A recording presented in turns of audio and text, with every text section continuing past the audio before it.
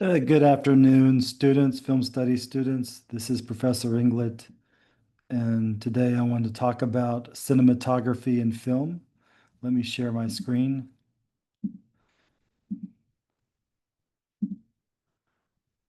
All right, cinematography. Uh, the first aspect of cinematography in film is color, and the definition for saturated color is intense and vivid, and has been used in countless contexts, such as to render the heat and tension of a setting. So saturated color will be warm colors uh, that tend to be intense and vivid. The opposite of saturated color is desaturated color. That's color that is muted, dull, and pale. Filmmakers may use it to suggest a lack of energy or the draining of life, but that isn't the only reason desaturated color is used. Here we have a picture of George Clooney, and this particular movie is desaturated color. It's along a certain color palette. Most filmmakers create a specific color palette, and if we go through different movies, you can say, well, that's that particular director because they use a particular color palette for that particular film. Here's another another example of desaturated color. This is from Road to Perdition. Notice how dark it is compared to the previous film that I showed you. It's very dull, muted, and pale in nature. Less warm colors, and the colors tend to be gray or green in nature. Film color is important in filmmaking. So we have cool colors, which would be green, blues, and violets. And we have warm colors, which would be red, yellow, and oranges. Here's a scene from Do the Right Thing. As you notice, the colors are more on the warm side, red, yellow, and oranges within this particular scene. But the whole movie tends to be in warm colors. I have here an example of THX 1138 in terms of color. You cannot say necessarily whether this is desaturated or saturated. It's more of a monochromatic black and white color in THX 1138, which is the first film directed by George Lucas, the father of Star Wars. I have here a picture of Schindler's List. As you can see, the Schindler's List is 100%, actually 99% black and white, except for this one hopeful view of red. This little girl wearing a red coat. This is the only hope left for the Jews in Nazi Germany, the red color. Red could also symbolize death as well. There are multiple symbolic variations of theme within Schindler's List, but ultimately it's a symbol of hope.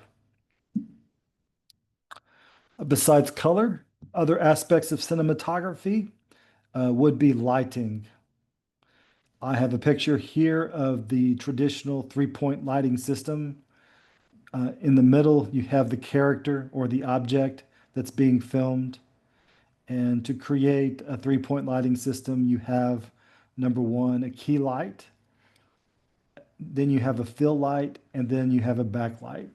So all three of these lightings can be manipulated to create certain shadows or lack of shadows within a scene. There are different types of lighting as well. Hard light tends to show people in unflattering ways, for example, by creating shadows in the eye sockets. There is soft light, and soft light tends to create even shadows and produces the character in a flattering way, whereas hard light is unflattering. Other types of lighting, hard lighting, the subject is illuminated by one direct bright spotlight. Hard light produces bright illumination, reveals many details, including imperfections in the subject, and creates shadows with sharp edges. Soft light produces the appearance of smoother surfaces than hard light does by softening borders between light and shadow. And backlighting, one light from behind. Often backlighting makes the subject seem threatening or ominous because viewers cannot interpret the subject's mood or perhaps discern the subject's identity. You see backlighting in horror films. There is top lighting, a single light from above. Top lighting used by itself is not very flattering. Bottom lighting is a single light from below, like top lighting. Bottom lighting is unflattering to the skin. Often, bottom lighting also adds a touch of menace. It is often used to enhance a frightening mood. Side lighting, lit by one light from the side, side lighting creates many shadows of the face, including prominent shadows under the eyes. It may be used to suggest someone with a divided personality or someone feeling contradictory emotions. Other types of lighting, low-key lighting. Here's an example of low-key lighting from A Touch of Evil. Low-key lighting, by using little or no frontal fill lighting, filmmakers can immerse parts of the image in shadows and other parts in deep dark tones. So we have deep dark tones and shadows within this Orson Welles scene in Touch of Evil. That's Orson Welles, by the way. We can use shadows to hide identity, and this is a picture of Psycho. This is Mother, the mother scene within the shower scene, and you see the knife, but you do not see the face of the mother. And I don't want to spoil it too much, but I guess I will. The mother ultimately is Norman Bates in the movie, so we don't see Norman Bates's face until the end of the film. And when that face is revealed, the audience is completely surprised. Next, we have types of lenses. We have three types of lenses. We have the wide angle lens. The wide angle lens may be used to emphasize distance between subjects. And the extreme wide angle lens is called a fisheye lens. You don't see that very often in films, but it does exist. A normal lens is the normal lens creates images close to what the normal human eye would see in the same circumstances. And telephoto lens, all planes appear closer to the camera and to each other than is the case with the normal lens. In this movie Seconds, I have a picture of a wide angle lens. You can see kind of a distortion of the body within this particular wide angle lens creation. This is a telephoto lens in The Graduate, and we have Benjamin Braddock running in this film, and the telephoto lens watches him from a distance as he moves uh, closer and closer to on the pavement. It's a good scene of running within the film. Next, we have deep and shallow focus. In this scene from Citizen Kane, this is an example of deep focus. And this is a monumental scene. During the 40s, you didn't necessarily have deep focus. And Orson Welles was one of the first directors to use the deep focus mentality within Citizen Kane. You have Charles Foster Kane in the window in the background, and then you have the lawyer and his parents in the foreground signing away his life. And Charles Foster Kane is playing with his sled in the background. So, deep focus is photography in which subjects near the camera, those in the distant background, and those in between are all in sharp focus. In this scene, everything's in focus. On the opposite side of deep focus is shallow focus. By using a telephoto lens or a large lens aperture in low light, usually either the foreground or the background will be in sharp focus, and viewers' attention is directed to the subjects in sharp focus. And I think I have an example of that. No, I don't. Sorry about that. Next is a diffuser. A diffuser. Sorry. I'm from Oklahoma. What can you expect from my language skills? Just a joke. A diffuser is a material such as a nylon stocking, frosted glass, spun glass, wire mesh, gelatin, or silk placed in front of the camera lens or a light source to soften the image's resolution. You don't necessarily need something in front of the camera for digital cinematography. You produce the scene, the focus, and then you go on the computer and you can create a diffusing aspect.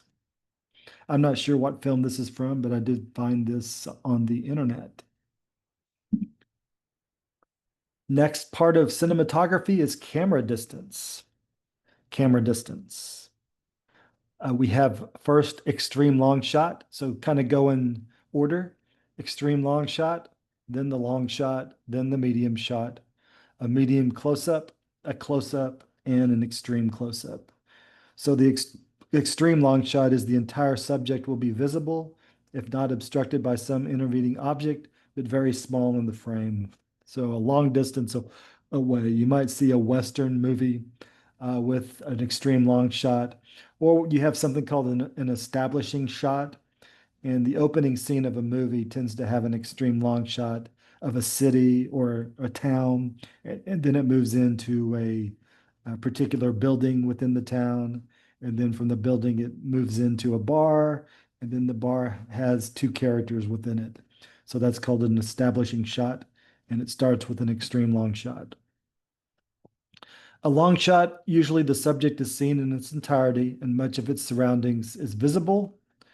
A medium shot is the camera distance tends to give equal importance to a subject and its surrounding, so equality. Then we have a medium close-up. The subject fills most of the height of the frame. When the subject is a person, the medium close-up usually reveals the head and shoulders only. A close-up, the subject fills the height of the frame, and the shot reveals little or none of the surroundings. And then we have an extreme close-up. The subject or frequently part of the subject completely fills the frame and thus looks very large to the viewer. I have a couple of scenes from more than one scene from Inglorious Bastards, a movie by Quentin Tarantino. The first shot here in the film is an extreme long shot. You can see all the subjects and characters within this particular scene. They are very small in nature, and that's the extreme long shot. This is a medium shot in the same film. Notice the difference. You can see the character, his almost from his knees up. This is considered a medium shot. Then we have something a little bit closer, a medium close up in the same scene of Inglorious Bastards. His wife. This is considered a close up in the same scene. That's the husband again, wiping his face. Next, this is an extreme close-up. This is the fascist soldier about to shake hands with the person, with the father, and this is an extreme close-up of the hand. Uh, it's pretty amazing in Glorious Bastards. This one scene, which is just a couple of minutes, uses just about every type of angle and shot, which is very, very interesting to me. After the shots, we have angles. Similar to the shots, let's go in order here. Top is bird's eye view. A little bit to the top is high angle, eye level, then low angle, then a Dutch angle, uh, and then a point of view shot. A bird's eye view is for a bird's eye view, the camera is often mounted on a crane. So it's almost like you're looking straight down over a subject. A high angle could be on a crane as well. The camera is above the subject. Eye level angle, the same height as the subject. Low angle below the eye level of the subject. And a Dutch angle, the camera is tilted. I just finished watching a, uh, a movie called Mission Impossible, The Last Mission Impossible with Tom Cruise and others. And that movie uses Dutch angles quite a bit, almost extensively throughout the scenes. Typically, a Dutch angle confuses or disorients the audience, but Mission Impossible tends to use the Dutch angle in a way that it doesn't disorient the audience. A point of view shot is the camera placement, is the proximate position of the character. So it looks like if you're a boxer, somebody's punching you, that's a point of view shot. You see the punches coming straight at you. This is a film called Run Lola Run. This is a bird's eye view of all the people in the opening scene in Run Lola Run. Bird's eye view. This is a low angle shot from Kill Bill. That's Uma Thurman with blood on her, looks like on her cheek. And I don't know what's in the background. That looks like blood on the yellow wall as well. Probably. It is Kill Bill, by the way. That's a low angle shot. Here we have a high angle shot. It almost looks like a bird's eye view. This is a high angle shot of Neo in the scene where he first recognizes that he's in the Matrix and he has to, uh, he's in his office and he has to figure out a way to get out of his office. Otherwise, he's going to be found out through the police. That's a high angle shot. And this is a Dutch angle from 12 Monkeys. This is Bruce Willis. I shaved my head just like Bruce Willis. Uh, this is 12 Monkeys. This is the Dutch angle. Notice the angle within this particular scene looks sideways to a certain degree. Uh, Looks acute, I guess would be the term if you're talking about geometry. So this is a Dutch angle. And this creates disorientation within the character. Point of view shot in Kill Bill. Everybody's looking at the person on the ground. The person on the ground maybe is looking back at them. So this is a point of view shot. You can also move the camera, change perspectives of the camera through tilting. Tilting is a camera operator pivots the camera from down to up or from up to down. Panning, the camera is moved sideways, pivoted sideways. In terms of movement, there's a swish pan where panning too quickly causes a blurred footage on the screen. In dollying or tracking, the camera is moved through space and viewers get some sense of contour and depth. And there's a crane, a camera may be positioned at a particular location in the air or move slightly through the air. I found this on YouTube. Doesn't look like the prettiest picture, but this is a crane shot in high noon. Look how it's a high angle shot um, in high noon, and that's the sheriff walking through the town, surveying the town to make sure it's safe. This is a very popular tracking and crane shot in Gone with the Wind. I would have to show you the actual video because it tracks and pans over the dead bodies. So you just see this mass grave in Gone with the Wind related to the Civil War. So this is on a crane, and it's also a tracking shot within the crane movement. Sometimes you have a camera that's connected to the body to produce a shot. This is called a Steadicam, and here's a picture of the Steadicam. That has to be kind of weighty. It must be some kind of weight to be able to do that, but you have a harness to protect yourself and to film the scene. Also in cinematography, you have digital cinematography. I don't go into a lot of detail here about digital cinematography, but one aspect is morphing. Here we have a Terminator 2 Judgment Day. We have the police officer. After he dies, he morphs back to life. And this is one scene where you see him morphing into a police officer. That's a little bit about cinematography. There's probably a whole lot more that you can learn. The key is to analyze the theme, mood, or meaning in a story and how the lighting, the camera angles, the movement of the camera, the perspective of the camera, how that all contributes to the theme, the mood, or the meaning of the film. And that's that this is some of the language of film that you'll use throughout the semester. Thanks for listening.